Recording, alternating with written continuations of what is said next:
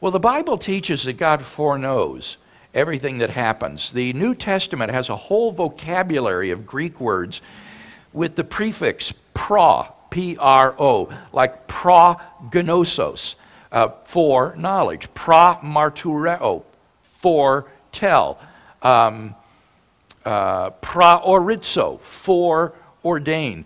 So the New Testament clearly teaches that God has foreknowledge of all these things that are going to happen.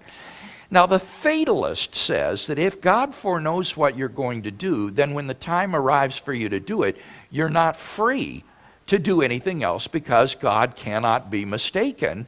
And since he has believed from eternity that you're going to do it, that means you're fated to do it. It seems to me, however, that the argument for logical or theological fatalism commits a fallacy in modal logic. This is the logic of necessity and possibility. The fatalist reasons like this: necessarily, if God foreknows X, then X will happen. 2, God foreknows X. 3, therefore, necessarily, X will happen. So, premise 1, necessarily, if God foreknows X, then X will happen. 2, God foreknows X. 3, therefore, necessarily, X will happen. And if X happens necessarily, it means it's not free. That commits a logical fallacy. From the two premises, you cannot deduce that necessarily X will happen. All that follows is simply X will happen, but not necessarily. It could fail to happen.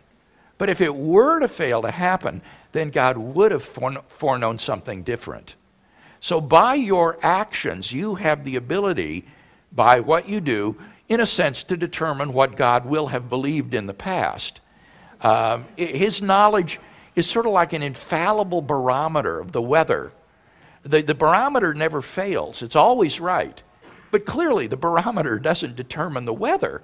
If the weather were different, the barometer would have been different. So the foreknowledge of God is like an infallible barometer, and you're free to do whatever you want, but you're just not free to fool the barometer. God knows whatever it is you do. So your action is logically prior to what God foreknows, but his foreknowledge is chronologically prior to what you do. That was great. Thank you. Sure.